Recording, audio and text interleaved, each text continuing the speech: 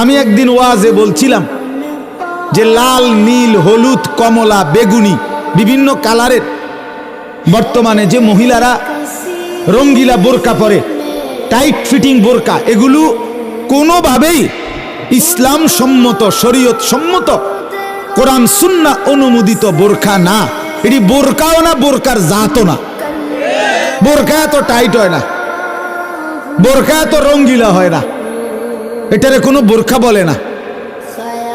এটা আরেকটা কি থ্রি পিস। আমরা যেমন ভিতরে একটা গেঞ্জি গাও দিছি, পূর্বে আরেকটা জামা গাও দিছি। আপনারা একটা ভিতরে গেঞ্জি গাও দিছেন, পূর্বে একটা শার্ট গাও দিছেন।